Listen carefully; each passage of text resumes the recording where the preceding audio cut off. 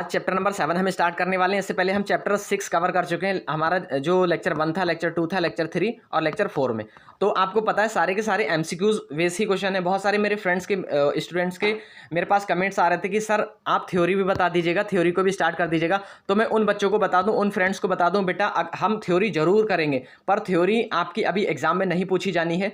तो मैं इतना जरूर कर रहा हूं। पहले मैं क्या कर रहा हूं फ्रेंड्स, आपकी जो थ्योरी है उसका एनालिसिस कर लूंगा। उसके बाद जो उस पर एमसीक्यूज बनेंगे उसको हम डिटेल में यहाँ पर डिस्कस करेंगे और कम समय में आपको ज्यादा आउटपुट मिलेगा। इसी को कहेंगे गागर में सागर। फ्रेंड्स मैं आपको इतना बता दूंगा कि एक भी क्वेश्चन नहीं छूटेगा। अगर आप मेरे साथ टीडीपी पढ़ रहे हैं तो मैं इस बात की गारंटी लेता हूं कि आप बिल्कुल भी नहीं छोड़कर आएंगे। एक भी क्वेश्चन, सारे क्वेश्चन आप कर ले जाओगे फ्रेंड्स। तो मैं आपको बता दूं कि आज का जो सेशन है बहुत इंपॉर्टेंट होने वाला है, क्योंकि हम चैप्टर नंबर 7 जो हमारा केबल प्रदोष है या केबल फॉल्ट है और उसकी टेस्टिंग को देखेंगे कि कैसे हमारा केबल में फॉल्ट आएगा और कैसे उसकी टेस्टिंग करेंगे। तो मैं आपको बता दूं कि इस चैप्टर में मैं क्या कवर करूंगा। तो इसमें मैं पहले थ्योरी बताऊंगा आपको, उसके साथ साथ मैं इसके जितने भी एमसीक्यूज बनने वाले हैं उन सबको डिटेल में चर्चा करूंगा। तो फ्रेंड्स आपका अभी तक फ्रेंड्स हमसे नहीं जुड़ा है तो उसके भी हमारे साथ जोड़िएगा। इसको आप उसके साथ भी शेयर कर लीजिएगा, क्योंकि आपको पता है फ्रेंड्स मैंने बहुत सारे चैनल देखे जिस पर क्या है, कुछ लोग क्या कर रहे हैं, जो जेई लेवल का ए लेवल के एमसीक्यूज करा रहे हैं, जबकि वो आपके लिए बेकार हैं फ्रेंड्स। बेकार किस लिए है? बेकार इसलिए है क्योंकि आपका जो सिलेबस है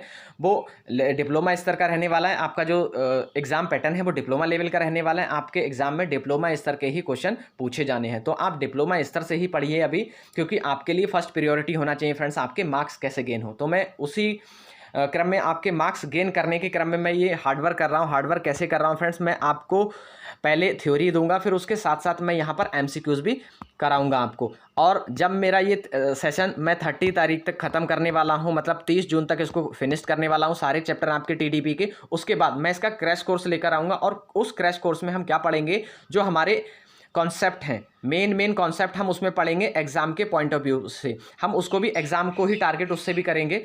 तो आप लास्ट तक बने रहिएगा और अपने साथियों के साथ इसको शेयर भी कर दीजिएगा। आज मैं सेशन आपका जो पढ़ा रहा हूँ उसमें आपको मजा आ जाएगा फ्रेंड्स, क्योंकि मैं इतने अच्छे से आपको बता दूंगा फॉल्ट कि आप खुद ही कहोगे कि हाँ सर मजा आ गया आज। तो चलिए पहले तो हम स्टार्ट करते हैं फॉल्ट। तो फॉल्ट जानने से पहले एक छोटा सा आपको छोटी सी कहानी बताऊंगा फ्रेंड्स मैं। तो कहानी कुछ इस प्रकार है। आपका ये लगा हुआ है मोटर, ये लगा हुआ है मोटर, आपका लोड है और इस पर जो आपका करंट है या फिर लोड मान लीजिए, ये सिस्टम है जिसका लोड है आपका जो 100 एम्पियर की आपकी करंट को कंज्यूम कर रहा है।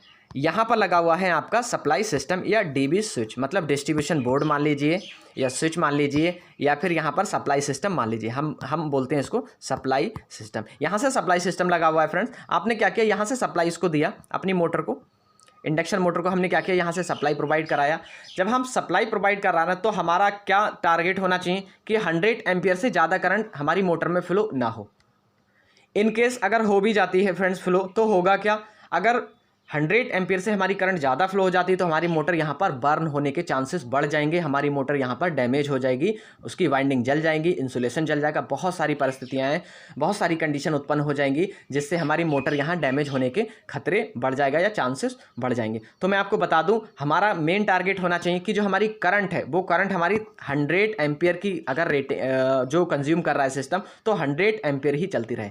अब हुआ क्या फ्रेंड्स, हुआ ये कि आपकी जो करंट है वो 100 एम्पियर ना रहकर 100 एम्पियर से इंक्रीज हो गई। अब इंक्रीज कैसे होगी, तो मैं अभी आपको बता रहा हूँ इंक्रीज कैसे होगी। तो मान लीजिए फ्रेंड्स आपका जो सिस्टम है वो कनेक्टेड है 100 एम्पियर का। अब हुआ क्या, हुआ ये कि आपकी जो करंट है वो 100 एम्पियर से इंक्रीज हो गई। अब इंक्रीज ऐसे होगी, मान लीजिए यहाँ पर शॉर्ट सर्किट फॉल्ट हो गया। क्या हो गया फ्रेंड्स, शॉर्ट सर्किट फॉल्ट हो गया। शॉर्ट सर्किट फॉल्ट की कंडीशन क्या होती है, पहले मैं आपको शॉर्ट सर्किट बता दूं फिर इस पर आऊँगा, क्योंकि फ्रेंड्स एक दूसरे से बहुत सारे कॉन्सेप्ट निकलते हैं। इन सबको लिखते हुए चलिएगा फ्रेंड्स, नहीं तो हौच पौच हो जाएगा, आप कहोगे कि सारे कॉन्सेप्ट मिल गए। इसको लिखते हुए चलेगा। अगर मैं शॉर्ट सर्किट की बात करूँ और ओपन सर्किट की बात करूँ, तो फ्रेंड्स शॉर्ट सर्किट में करंट की वैल्यू बहुत ज़्यादा बढ़ जाती है, लगभग 10 से 15 गुना उसकी रेटेड वैल्यू की करंट इंक्रीज हो जाती है। और वोल्टेज क्या होता है, वोल्टेज डिक्रीज हो जाता है। इस पॉइंट को लिखिएगा, ये भी पूछ सकता है आपके एग्जाम में। करंट बढ़ेगा, वोल्टेज घटेगी।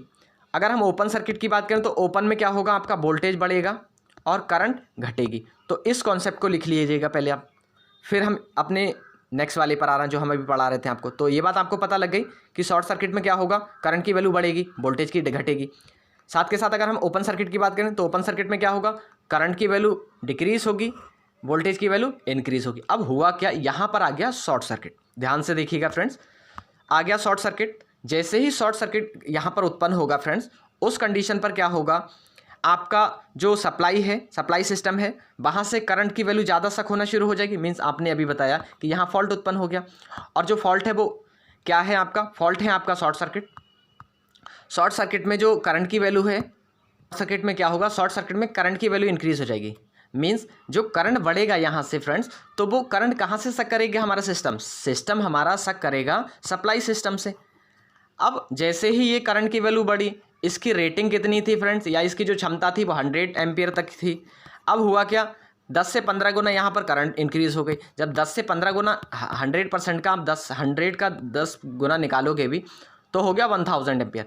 अब मान लीजिए 100 एम्पियर करंट लेने वाली मोटर है आपकी, और उसको आप 1000 दे रहे हो, तो क्या वो काम कर पाएगी? बिल्कुल नहीं करेगी। बिल्कुल कैसे नहीं करेगी, उसकी वाइंडिंग वहीं बर्न होना शुरू हो जाएंगी। कैसे होना, क्योंकि हाई अमाउंट में जब करंट फ्लो होगा, तो हाई अमाउंट में करंट फ्लो होगा तो वहाँ पर जो हीट है वो बहुत ज़्यादा जनरेट होना शुरू हो जाएगी, अगर हम इस फॉर्मूले के थ्रू हीट को कैलकुलेट करें। इसी को हम बोलते हैं जूल्स लॉ, ठीक है, ऊष्मा का नियम।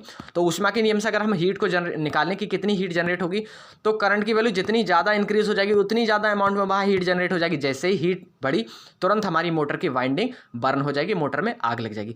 तो उस चीज़ को रिमूव आउट करने के लिए हम क्या करेंगे, प्रोटेक्शन करेंगे। अब देखिएगा यहाँ पर एक चीज़ समझिएगा फ्रेंड्स, आपकी रिक्वायरमेंट थी 100 एम्पियर, पर क्या हुआ, करंट की वैल्यू 100 से ज़्यादा इंक्रीज हो गई, तो क्या हुआ, फॉल्ट हुआ। बिल्कुल फॉल्ट हुआ फ्रेंड्स। और कौन सा फॉल्ट हुआ, इलेक्ट्रिकल फॉल्ट हुआ। तो यही बताने के लिए मैंने आपको ये कहानी सुनाई थी फ्रेंड्स, और इस कहानी में बहुत सारे इंपॉर्टेंट पॉइंट भी थे, उनको लिख लीजिएगा एक बार, फिर इसको स्टार्ट करके देखिएगा फ्रेंड्स।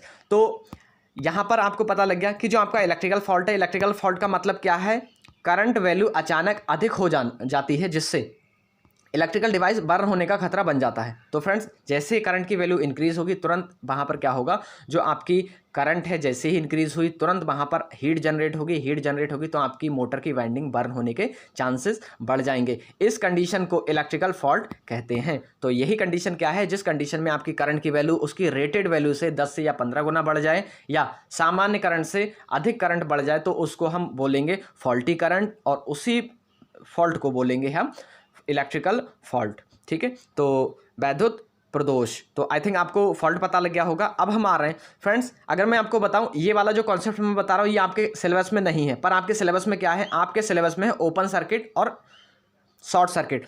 तो ओपन सर्किट, शॉर्ट सर्किट को हमको पता करने से पहले हमको ये सारी चीज़ें पता होना चाहिए कि ग्राउंड वायर क्या है, फॉल्ट क्या है, कंडक्टर ओपन क्या है, 2 कंडक्टर ओपन क्या है। इसलिए ये पढ़ाना बहुत ज़रूरी है, तो इसलिए मैं इसको पढ़ा रहा हूँ। इसको भी नोट डाउन करते हुए चलिएगा, ये बेस है। जब तक ये नहीं क्लियर होगा फ्रेंड्स, तब तक आप शॉर्ट सर्किट और ओपन सर्किट की कंडीशन नहीं जानेंगे, साथ के साथ अर्थ फॉल्ट कैसे हो रहा है उसको भी आप नहीं जान पाएंगे। तो मैं आपको बता दूं, electrical fault, types of fault. तो टाइप्स ऑफ फॉल्ट क्या होगा, पहले मैं टाइप्स ऑफ फॉल्ट पर चर्चा करूंगा। तो इलेक्ट्रिकल फॉल्ट कितने प्रकार के होते हैं, 2 पार्ट्स में हम उसको कैटेगराइज करते हैं। पहला पार्ट क्या हो गया फ्रेंड्स, पहला पार्ट है उसका शॉर्ट सर्किट फॉल्ट।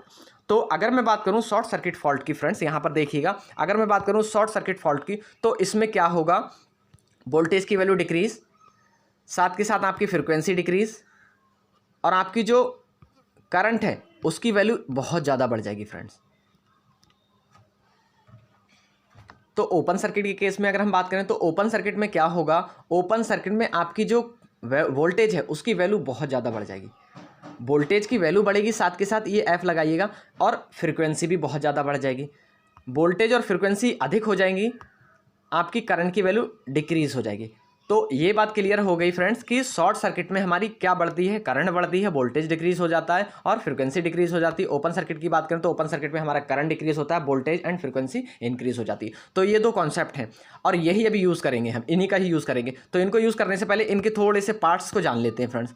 तो पार्ट्स जानने के लिए मैं बात करूँ कि कौन कौन सा आपका पार्ट्स होने वाला है, तो यहाँ से आपका जो सिलेबस है वो स्टार्ट हो रहा है फ्रेंड्स, यहाँ से कौन कौन सा फॉल्ट कितना आता है फ्रेंड्स। ठीक है, तो अगर मैं बात करूं इस वाले की, तो यहाँ पर देख लीजिएगा, जो शॉर्ट सर्किट है उसको 2 पार्ट्स में फर्दर डिवाइड करते हैं। पहला पार्ट होता है सिमेट्रिकल फॉल्ट, सेकंड होता है असिमेट्रिकल फॉल्ट। तो सिमेट्रिकल फॉल्ट का मतलब ये है कि तीनों फेज, अगर 3 फेज सप्लाई सिस्टम है हमारा, तो तीनों फेज में साथ के साथ एक साथ हमारी करंट की जो वैल्यू है वो इंक्रीज हो जाए। इलेक्ट्रिकल फॉल्ट का मतलब है करंट की वैल्यू रेटेड वैल्यू से ज़्यादा हो जाना, तो ज़्यादा होगी।